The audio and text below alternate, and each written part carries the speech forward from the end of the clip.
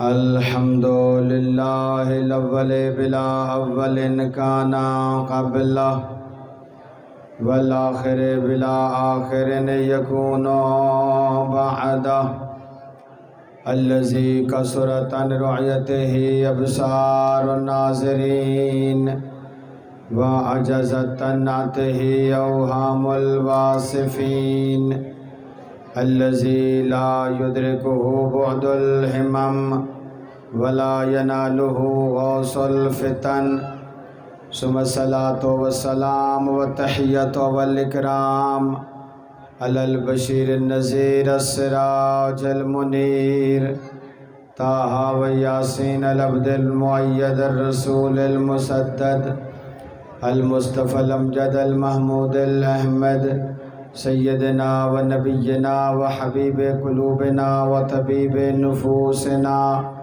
مولانا و مولا ثقلین بالزہرا ابی القاسم محمد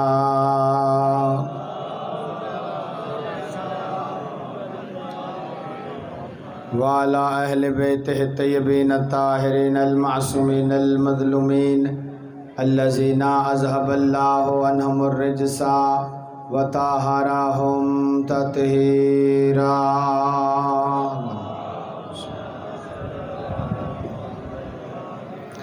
ولعنۃ دائمۃ الابدیۃ علی اعدائہم اجمعین من الآن الی قیام یوم الدین اما بعد فقد قال اللہ الحکیم فی کتابہ الکریم وہو اصدق القائلین بسم اللہ الرحمن الرحیم وَإِذِ ابْتَلَىٰ إِبْرَاهِيمَ رَبُّهُ بِكَلِمَاتٍ فَأَتَمَّهُنَّ قَالَ إِنِّي جَاعِلُكَ لِلنَّاسِ إِمَامًا قَالَ وَمِنْ ذُرِّيَّتِي قَالَ لَا يَنَالُ عَهْدِ الظَّالِمِينَ صلوات پر محمد و آل محمد۔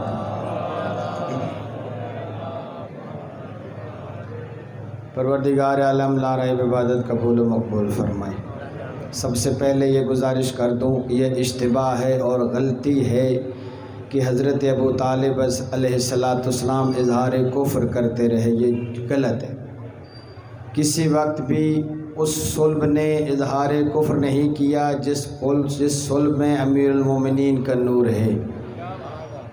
اس صلب نے کبھی بھی اپنے اوپر تظاہراً بھی کفر ظاہر نہیں کیا جس صلب اور جس پیشانی میں حسن مجتبیٰ کا نور ہے۔ کبھی بھی اس صلب اور اس رحم نے اظہار کفر نہیں کیا جس رحم و صلب میں محمد مصطفیٰ کا نور ہے۔ اللہ رب العزت نے ارشاد فرمایا ان اللہ حرم نار الجہنم صلباً انزلکا ورحماً انزلکا وحجراً کفلکا۔ اللہ کے حبیب کا فرمان ہے، یہ حدیث قدسی ہے۔ اپنے مطالعے کو بڑھائیں، ایسا اچھی بات نہیں ہے کہ جو بندہ ممبر پہ جو کہہ دے اور آپ چپ کر کے سن لیتے ہیں۔ اللہ کا ارشاد ہے، میرا یہ فیصلہ ہے، خدا نے اس صلب پر جہنم کو حرام کر دیا ہے، کفر کو حرام کر دیا ہے جس صلب میں اے محمد تیرے نور نے آنا ہے، اور اللہ نے اس رحم پر بھی جہنم اور کفر کو حرام کر دیا ہے جس رحم میں آپ کا نزول ہونا ہے۔ وَحِجْرِ الَّذِي كَفَّلَكَ، اور اس گود پر بھی کفر کو حرام کر دیا ہے جس گود میں تجھے پالا ہے۔ مجھے بتائیں اس کائنات میں وہ گود کون سی ہے ابو طالب کے علاوہ جس گود نے محمد مصطفیٰ کی پرورش کی ہے؟ ایک اور حدیث پڑھو، یہ رات فضائل کی رات نہیں ہے، یہ رات مصائب کی رات ہے، یہ رات گریہ کرنے کی رات ہے، اور اس رات کے واقعات بیان کرنے چاہیے، ضروری ہے۔ امیر المومنین علیہ السلام کے سامنے توجہ ہے میری طرف، ہر بندہ پوری غور سے سماعت فرمائے، اپنے ادراک کو بڑھائیں یار، اپنے شعور کو بڑھائیں۔ جو کہا جاتا ہے چپ کر کے آپ قبول کر لیتے ہیں، نہیں، سوچنا چاہیے، فکر کرنا چاہیے۔ تظاہراً کفر بھی بہرحال کفر ہے، ظاہری کفر بھی کفر ہے۔ جو کلید بردار خانہ کعبہ ہو، جس کے پاس آب زمزم کی چابی ہو، جو صفا و مروہ کی صفائی کرتا ہو، جو خانہ کعبہ کو اپنے اندر سمائے ہوئے ہو، وہ کبھی ظاہراً کفر بھی نہیں کرتا ہے، بلکہ جس کا بیٹا خانہ کعبہ کی زینت بنے اسے ابو طالب کہتے ہیں۔ ایک بندے نے امیر المومنین کے پدر بزرگوار کی شان اقدس میں، یہ آپ پہلے سوچیں یہ سازش چلی کہاں سے ہے، یہ سازش کہاں سے چلی ہے کہ نبی اور امیر المومنین کے والدین کو یہ اللہ یعذ باللہ یہ تہمت لگائی جائے۔ کیا نبی کے والدین کو نہیں کہا جاتا؟ کیا دیگر انبیاء کے والدین کو نہیں کہا جاتا؟ سوچا کریں، تھوڑا غور کیا کریں۔ علماء کرام نے کتابیں لکھ لکھ کر قبروں میں سو گئے ہیں۔ تنزیہ الانبیاء پڑھیں کتاب، جس میں انہوں نے لکھا ہوا ہے اللہ رب العزت نے کسی بھی نبی، عام نبی ہو، کوئی عام نبی ہو، صاحب شریعت نہ ہو، صاحب امت نہ ہو، عام نبی ہو، اس نبی کے والدین بھی کبھی بھی شرک نہیں کر سکتے ہیں۔ میرا نبی تو وہ ہے جو انبیاء کا سردار ہے، علی وہ ہے جو تمام انبیاء کے سردار ہیں، ان کے والد گرامی نے کبھی اظہار کفر کیا ہی نہیں ہے۔ جب امیر المومنین کے سامنے، منبر ابیض کے سامنے ایک بندے نے جرت کی اور کہا، یہ جملے کہے جو کوئی کہہ رہا تھا، تو امیر المومنین نے بد دعا دے کر فرمایا، ماہن فض اللہ فاک، اللہ تیرے جبڑے کو توڑے۔ وہ بد دعائے علی کو شامل ہے جو امیر المومنین کے والد کو کافر کہتا ہے، چاہے جس انداز سے کہتا ہے۔ صاحب بھیجے محمد والے محمد کی ذات۔ آپ جا کے کتابوں میں دیکھیں ماہن کا معنی کیا ہے۔ ماہن کا عام جو لغت میں معنی کیا جاتا ہے وہ چپ ہونا ہے، چپ کر، ماہن یعنی چپ کر۔ حضرت آقا تشریف فرما ہے، ان سے پوچھے گا عربی میں چپ کا ایک اور لفظ ہے اسکت، ساکت ہو، چپ کر۔ ماہن بھی چپ کرنے کو کہتے ہیں، ساکت ہونے کو کہتے ہیں، اسکت کو بھی ساکت ہونے کو کہتے ہیں، لیکن زمین تا آسمان فرق ہے ماہن اور اسکت میں۔ امیر المومنین نے جب یہ فرمایا، اسکت نہیں کہا، اسکت اپنی زبان کو بند کرنے کو کہتے ہیں، لیکن ماہن اس سکوت اور اس چپ کو کہتے ہیں جس کے بعد بندہ بول ہی نہ سکے اور اس کی زبان بند ہو جائے۔ گویا امیر المومنین نے یہ بد دعا دے کر فرمایا ہے، ماہن تو چپ کر، یعنی اس کے بعد تو نہ بول، یعنی میرے مولا یہ چاہتے ہیں جو بھی جس انداز میں میرے بابا کی شان میں گستاخی کرتا ہے وہ حق نہیں رکھتا ہے کہ اس زبان سے بول سکے۔ اس لیے فرمایا ماہن فض اللہ فاک، چپ کر، اللہ تیرے جبڑے کو توڑے، تیرے منہ کو توڑے۔ والذی بعث اللہ نبیا بالحق محمد المصطفیٰ، مجھے اس اللہ کی قسم جس نے میرے بھائی محمد مصطفیٰ کو حق کا نبی بنایا ہے، لو شفع بی یوم القیامہ فی کل مذنب علی وجہ الارض لشفع اللہ فی حقہم، اگر میرا بابا قیامت کے دن کوئی نبی، کوئی رسول، کوئی حسن، کوئی حسین شفاعت نہ کرے، بلکہ صرف میرا بابا قیامت کے دن آدم سے لے کر قیامت تک جس مذنب، جس گنہگار کے حق میں شفاعت کرنا چاہے، میرا بابا شفاعت کرے گا اور اللہ اس کی شفاعت کو قبول کرے گا۔ مجھے بتائیں کیا کافر کی شفاعت قابل قبول ہے؟ بولو نا یار، ہن چپ کر کے بیٹھی ہو تو سی سارے، کبھی بھی ہو ہی نہیں سکتا ہے، ناممکن بات ہے، اصلاً ناممکن بات ہے یہ۔ جس کے ہاتھ میں کلید بردار کعبہ ہو، جس کے ہاتھ میں خانہ کعبہ کے در کی چابی ہو، وہ کبھی تظاہر کر ہی نہیں سکتا۔ بے عالم نے بڑا عظیم جملہ لکھا ہے، وہ کہتا ہے ایمان ابو طالب میں کیا کہوں، ابو طالب کے پاس وہ ولایت ہے، وہ ولایت خدا، وہ ولایت الہیہ جس ولایت کے سائے میں نبیوں کا سلطان پلتا ہے، جس ولایت کے سائے میں ولیوں کا سلطان اور نبیوں کا سلطان پلے اسے ابو طالب کہتے ہیں۔ میرے مولا نے فرمایا انہ، یہ آخری جملہ ہے، اگلی بات کہنا تھی لیکن چونکہ آپ بھی چپ بیٹھے ہیں بات نہیں کر سکتا، سوال بھیجے محمد و آل محمد کی ذات پر۔ فرمایا ان نور ابی، امیر المومنین فرماتے ہیں، میرے مولانا فرماتے ہیں ابنہ قسیم النار والجنہ و ابوہ فی النار، کیا یہ کیسے ہو سکتا ہے؟ ابنہ قسیم النار والجنہ، ابو طالب کا بیٹا تم کو جنت تقسیم کرتا نظر آئے اور اس کا بابا جہنم میں جلے؟ فرمایا یہ کبھی بھی نہیں ہو سکتا۔ ابنہ قسیم النار والجنہ و ابوہ فی النار، یہ کہیں نہیں ہو سکتا۔ میرے مولا فرماتے ہیں ان نور ابی خلق اللہ من قبل ان یخلق آدم بألف عام، ابھی آدم خلق نہیں ہوا تھا، آدم کی خلقت سے 2000 سال پہلے اللہ نے میرے بابا ابو طالب کے نور کو بنا لیا تھا۔ اب خود انصاف کرو، جس کا نور آدم کی خلقت سے پہلے ہو وہ ظاہراً کفر کر سکتا ہے؟ ہو ہی نہیں سکتا۔ قیامت تک یہ بات ثابت نہیں ہو سکتی ہے۔ اور آپ یہ بتائیں کہ یہود و نصارہ نے کیوں مکہ کے گرد بستیاں بنائی ہوئی تھیں؟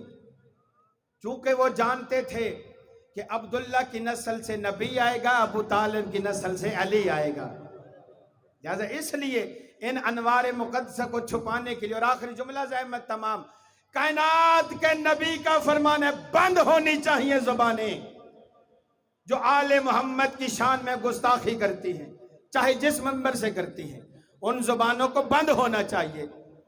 میرے مولا کا فرمان ہے لو وضع ایمان ابی طالب فی کفت میزان و وضع ایمان خلق فی کفت اخرى لراجع ایمان ابی طالب۔ جا کے پوچھو علماء سے اس کا ترجمہ۔ رسول کی زبان کو یا بند کرو یا یہ تسلیم کرنا پڑے گا ابو طالب سب سے بڑا ایماندار ہے، ابو طالب سب سے بڑا ایمان والا ہے۔ کائنات کے نبی نے فرمایا لو وضع ایمان ابی طالب فی کفت میزان، اگر ترازو کے ایک پلڑے میں میرے چچا ابو طالب کا ایمان رکھا جائے،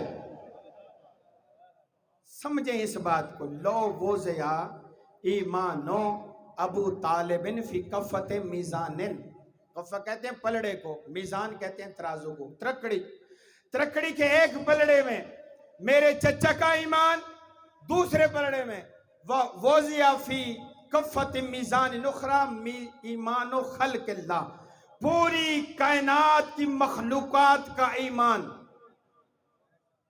یہ نہیں فرمایا میرے صحابہ کا ایمان، یہ بھی نہیں کہا 14ویں صدی کے مسلم کا ایمان، فرمایا تمام مخلوقات کا ایمان۔ ان تمام مخلوقات میں آدم بھی شامل ہے، نبی بھی شامل ہیں، رسول بھی شامل ہیں۔ فرمایا لو وضع ایمان ابی طالب فی کفت و ایمان الخلق فی کفت اخرى لراجع ایمان ابی طالب۔ فرمایا یہ ایمان تولنے کے لیے عام بندہ نہیں بلکہ اللہ چاہیے، خدا چاہیے۔ کفات خدا کے، اللہ کے کفے میزان میں جب ایمان تولا جاتا ہے ابو طالب کا ایمان زیادہ ہے، لوگوں کا ایمان کم نظر آتا ہے۔ لو وضع ایمان، اس حدیث کو ذرا آواز گوش کریں، اس حدیث کا کیا معنی بنتا ہے؟ کیا میری ظاہری نبوت کے وقت ایمان لائے گا؟ نہ، بلکہ ابو طالب کا نور ہر وقت ایمان والا ہے۔ سب سے پہلے اہل بیت اطہار علیہ السلام نے اس کی وحدانیت کا اقرار کیا ہے۔ اور میرے پاس تو وقت نہیں ہے میں جملہ عرض کروں، صاحب نفائذ الاخبار فرماتے ہیں ابو طالب کے ایمان کو دیکھ کر ملائکہ ایمان لائے ہیں۔ جس کے ایمان کو دیکھ کر اللہ کی معصوم مخلوق ایمان لائے وہ ظاہری کفر نہیں کر سکتا۔ اپنے زاویے کو درست کریں، اپنے ایمان کو درست کریں اور اپنے عقیدے کو صحیح کریں۔ صلوات پڑھیں بر محمد و آل محمد۔ رسمی مجالس نہ سنا کرو، تھوڑی سی غور بھی کیا کریں، تھوڑی سی توجہ بھی کیا کریں۔ اب بات کریں گے تو پھر آپ کہیں گے مولوی صاحب انج آدھا ہے تو اونج آدھا ہے، نہیں، ایسی بات نہیں ہے یار، یہ انصاف کی بات ہے۔ آپ سن لیتے ہیں ممبر سے اور پھر گریہ کا یہ انصاف ہے؟ کیا امام ظالم ہوتا ہے؟ امام کبھی ظالم ہو سکتا ہے؟ یہ ہو سکتا ہے کہ ایمان سگی ماں کو سگے بیٹے سے جدا کر دے؟ یہ ہو سکتا ہے کہ امام معصوم سگی بہن کو سگے بھائی سے جدا کر دے؟ خود سوچ کے بتائیں، یہ ہو سکتا ہے؟ کبھی بھی نہیں ہوا۔ ہاں، حضرت عباس جناب سیدہ زینب کا احترام کرتے تھے حد سے زیادہ، حد سے زیادہ، لیکن کبھی حسین نے یہ نہیں کہا کہ آپ میری بہن کے سامنے آ نہیں سکتے ہیں، آپ ان کو بہن نہیں پکار سکتے۔ نہیں، پکارا ہے حضرت عباس نے، یہ کہا ہے میں آپ کا خادم ہوں، لیکن سیدہ زینب سینے کے ساتھ لگا کے کہتی تھی تو میرا ہم شکل علی بھائی ہے۔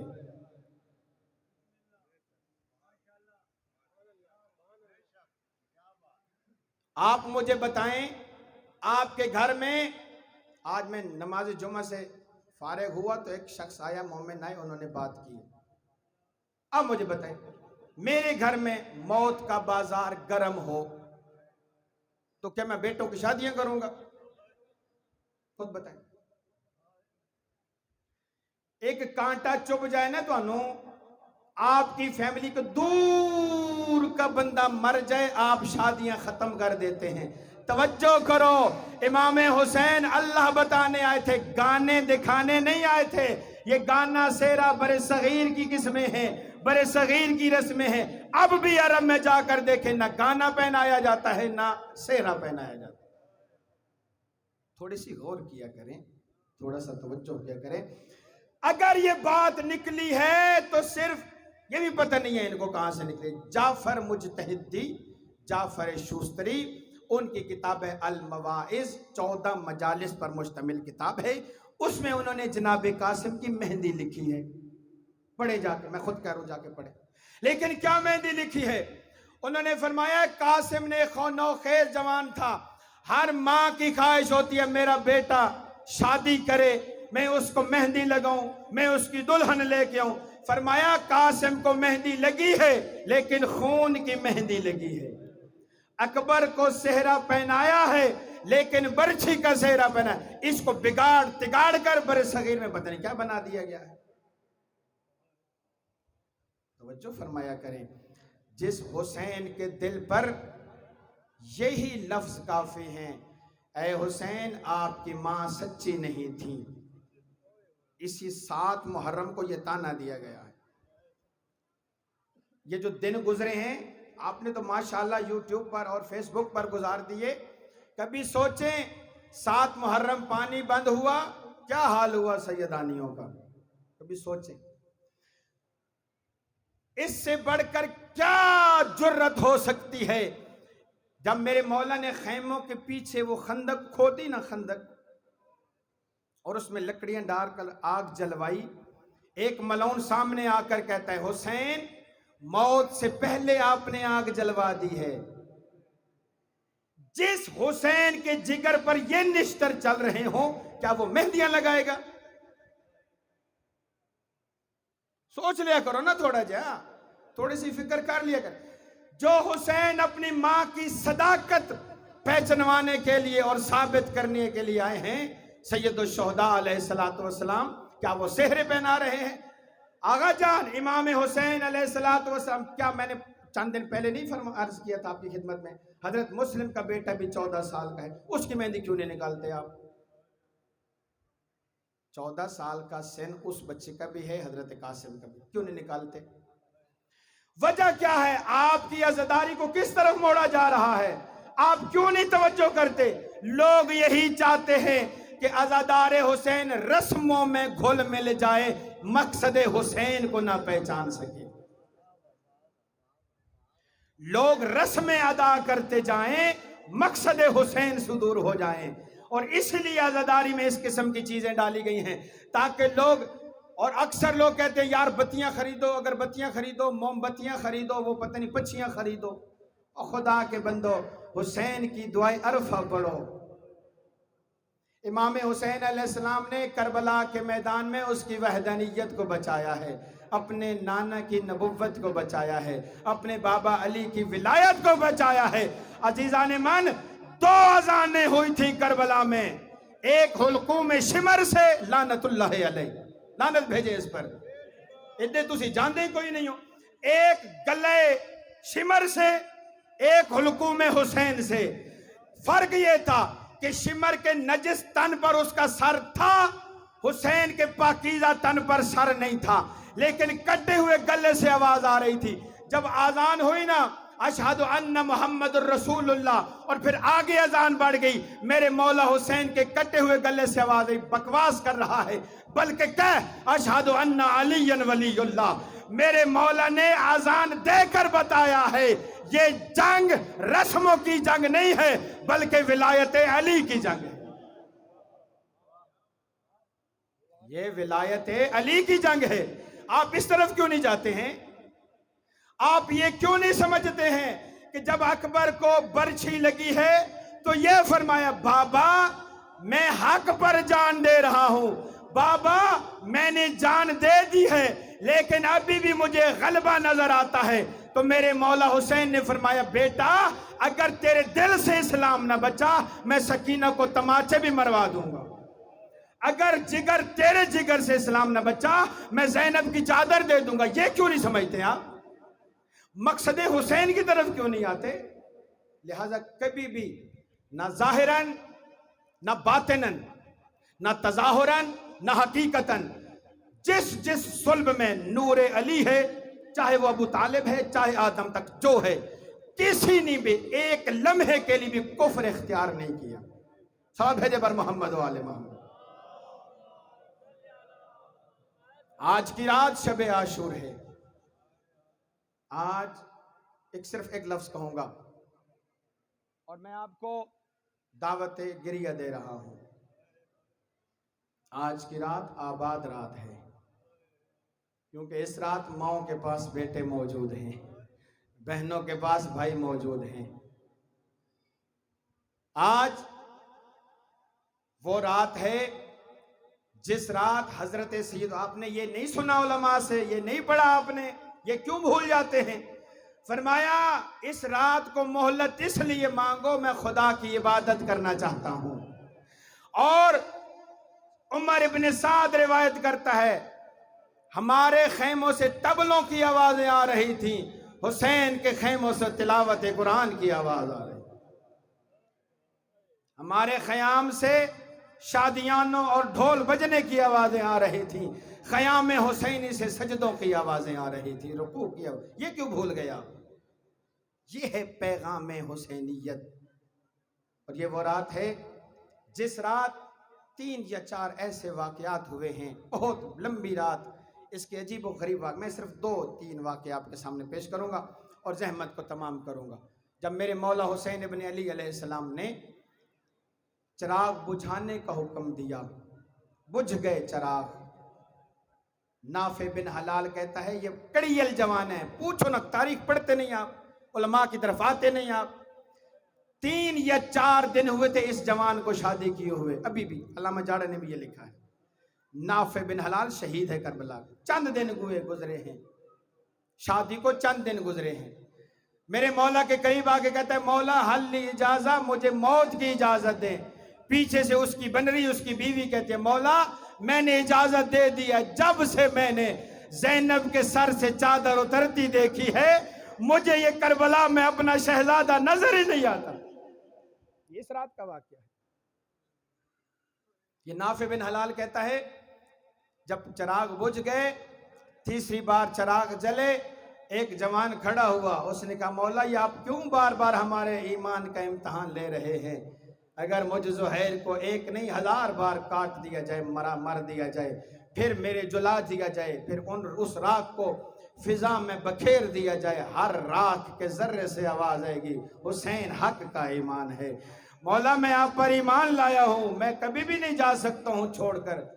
جب یہ چراغ بجھے نا تو میرے مولا، یہ حلال بن نافع کہتا ہے آدھی رات تھی، امام عالی مقام نے اپنے خیموں سے فاصلہ لیا اور ایک نشیب کی طرف، ایک آپ کی لینگویج میں جھکی جگہ کی طرف، ایک نچلی جگہ کی طرف چلنا شروع کیا۔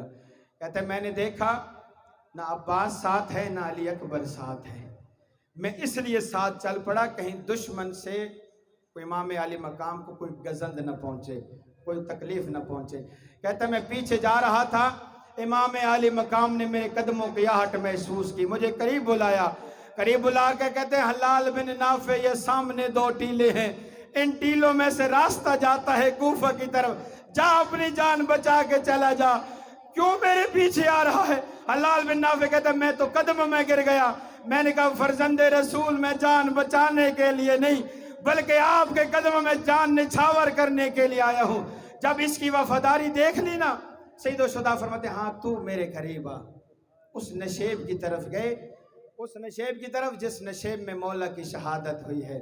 حلال بن نافع کہتا ہے جب نشیب قریب آیا میرے مولا نے مجھے رکنے کا حکم دیا، تو یہاں رک جا۔ میں جب رکا کہتے ہیں ایسے بھاگے حسین جیسے بچہ ماں کی طرف بھاگتا ہے۔ کہتے ہیں میں نے وہاں ایک مستور کو دیکھا جس کو دونوں ہاتھ پہلو پہ تھے، اپنے بالوں سے وہ جگہ صاف کر رہی تھی۔ میں نے جب گریہ کیا نا، حسین نے دونوں باہیں اس مستور کے باہوں میں ڈال دی، رو کر کہتے ہیں اماں دیکھنا میرا غازی چلا جائے گا، اماں میرے اکبر کے سینے میں برچھی۔ کہتے میں پریشان ہوا یہ مستور کون ہے؟ جب واپس آئے میں نے پوچھا مولا یہ کون تھی؟ جناب حسین فرماتے پہچان میری ماں زہرا ہے، اور جس کے بقیہ چھوٹ گیا ہے وہ جگہ صاف کرنے آئی ہے جس جگہ میری گردن پہ خنجر چل۔ حلال بن نافع کہتے ہیں یا نافع بن حلال، یہ دونوں نام موجود ہیں، حلال بن نافع یا نافع بن حلال، ان میں سے ایک لشکر اشقیاء میں ہے، ایک لشکر امام حسین علیہ السلام۔ میں اس کی بات کروں، کہتے ہم واپس آ رہے تھے، میرے مولا نے فرمایا حلال ابھی بھی وقت ہے، جان بچا کے چلا جا، جو کل رہے گا وہ مجھ پہ قربان ہوگا۔ کہتے مولا میں نے تو جان اسی لیے اپنے قفس عنصری میں رکھی ہوئی ہے کہ آپ پر نچھاور کروں اور آپ پر قربان کروں۔ کہتے جب ہم قریب خیمہ پہنچے، امام علی مقام اس رات کی بات، اس خیمے میں گئے جس خیمے کو خیمہ زینبیہ کہا جاتا تھا، علی کی بڑی بیٹی کا خیمہ۔ کہتے میرے مولا اندر تشریف لے گئے، بی بی نے تکیہ پیش کیا، استراحت کے لیے آرام کے لیے تکیہ پیش کیا۔ جب تکیہ پیش کر دیا نا، امام علی مقام تشریف فرما ہوئے، تھوڑی دیر بہن بھائی باتیں کرتے رہے، کافی دیر کے بعد مجھے زینب کی چیخوں کی آواز آئی، رونے کی آواز آئی۔ جب رونے کی آواز سنی نا، بی بی حسین سے کہہ رہی تھی بھیا کیا تو نے اپنے اصحاب کو آزمایا ہے؟ کیا یہ تجھے چھوڑ کے تو نہیں چلیں گے؟ حلال بن نافع کہتے یہ آواز میرے کانوں پہ آئی، میں بھاگتا ہوں حبیب کے پاس آیا، میں نے کہا ابھی زہرا زادیوں کو ہماری وفا پہ یقین نہیں ہے۔ حبیب نے ساروں کو بلایا، جب سب اصحاب جمع ہو گئے خیمہ زینب کے سامنے انہوں نے صف کھڑی کی۔ حبیب سردار تھا، کہتا ہے علی و بطول کی بیٹی، اے زہرا کی بیٹی، اگر آپ کو یقین نہیں ہے یہ ہماری تلواریں ہماری گردن پہ موجود ہیں، ہم اپنے سر خود اپنے تن سے جدا کرتے ہیں۔ بی بی نے اب یہ دیکھا، حبیب کی یہ وفاداری دیکھی، بی بی فرماتی ہے حسین مجھے یقین آ گیا ہے تیرے اصحاب بڑے باوفا ہیں۔ یہ جملہ کہا، زہیر ابن کین نے ماتم کیا، یہ ماتم حسین نے سنا۔ مولا فرماتے کیوں ماتم کر رہا ہے؟ کہتا ہے کاش مجھے خدا زندگی نہ دیتا، میں اس جنگل بیابان میں علی کی بیٹی کے بین میں نہ سنتا۔ رو کر کہتا ہے حبیب کوئی سبیل کر، زینب کو مدینے پہنچا، یہ بڑے بے غیرت لوگ ہیں۔ یہ دوسرا واقعہ۔ تیسرا واقعہ اور آخری، زحمت تمام اور بھی ہیں، وقت نہیں ہے، میں نے بھی اعمال کرانے مسجد جامع جانا ہے، وقت بالکل ہو چکا ہے، اس لیے عرض کر رہا ہوں، آدھا گھنٹہ اوپر ہو چکا ہے۔ تیسرا واقعہ اور ختم، اسی شب کا، شب عاشور کا۔ اس رات کوشش کریں آپ کی آنکھیں نمناک ہوں، آپ کی آنکھوں میں آنسو آئے۔ مولا فرماتے ہیں اس رات احیاء شب کا ثواب اتنا ہے، پورے ملائکہ کی عبادت ایک طرف، ایک عزادار کی یا حسین کی عبادت ایک طرف، سارے ملائکہ کی عبادت سے افضل ہے آج کی رات سب زندہ شب شب جاگ کر مولا حسین علیہ السلام کی عزاداری کرنا، باتیں نہیں، عزاداری حسین کرنے سے ثواب ملائکہ کی عبادت سے افضل ہے۔ 60 سال کی عبادت ایک طرف، اس ایک رات کی عبادت یا حسین ایک طرف۔ اور اس رات کوشش کریں آپ کی زبان سے ایک لفظ ضرور ہونا چاہیے، اللہم ملعن قتلۃ الحسین و اصحابہ، خدایا ان لوگوں پر لعنت کر جنہوں نے حسین اور اصحاب حسین کو قتل کیا ہے۔ اگر عربی میں پڑھ سکتے تو اچھی بات، نہیں پڑھ سکتے تو اپنی زبان میں ضرور کہیں، خدایا ان ملائین پہ لعنت کر جنہوں نے حسین اور اصحاب حسین کو قتل کیا ہے۔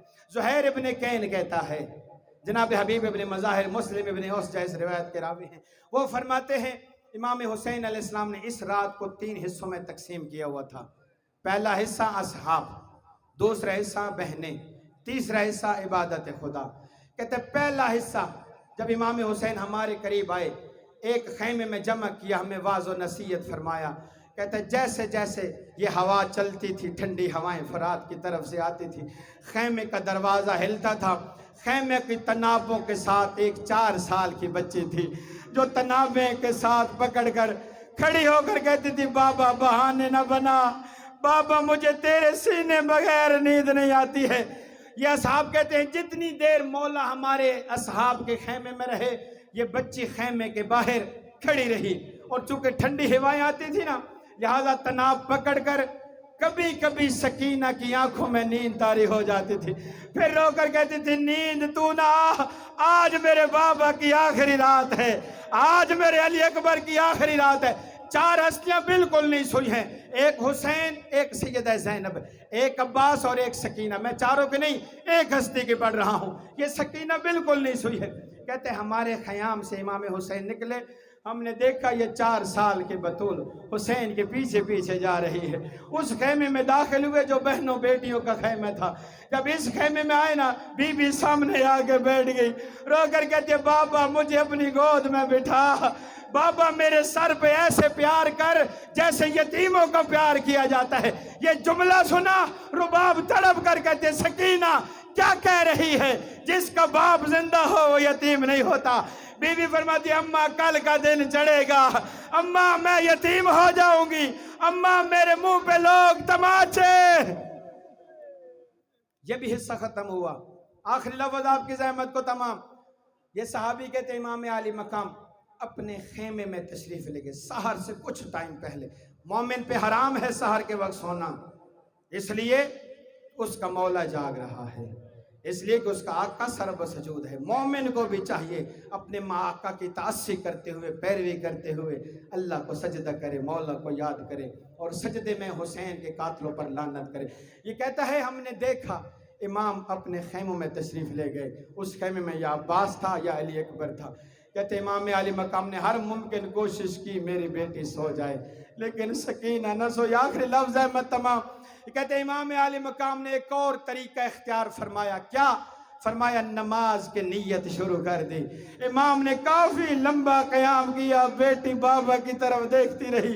کافی لمبے قیام کے بعد امام رکوع میں آئے، جھکتی جھکتی ایسے جھکی جیسے نمازی رکوع میں جھکتا ہے، بابا کی طرف دیکھ کر کہتے بابا بہانے نہ بنا، بابا مجھے نیند نہیں آتی۔ جب امام سجدے میں گئے نا، راوی کہتے سیدہ نے اپنا ہاتھ زمین پہ رکھا، تپتی ریت پر، رخسار زمین پہ رکھ کر بابا کی طرف ٹک ٹکی باندھ کر دیکھ رہی ہے، اور دیکھ کر کہتے بابا مجھے نیند نہیں آتی، بابا سر اٹھا مجھے سینے پہ سلا۔ اب حسین نے نماز کو ختم کیا، بی بی سکینہ کو اپنے سینے پہ لیا۔ جب سینے پہ لیا، باپ اور بیٹی جیسے باتیں کرتے ہیں، بیٹی باپ کے ساتھ باتیں کرتی ہے، باپ بیٹی کے ساتھ پہلی بات کر کے بابا مجھے ڈر لگتا ہے، دوسری بات بابا مجھے پیاس لگی ہے، تیسری بات بابا مجھے یہاں ڈراکلے جنگلوں سے آوازیں آتی ہے، بابا مجھے شیروں کی آوازیں آتی، بابا مجھے نانا کے مزار پہ لے جا۔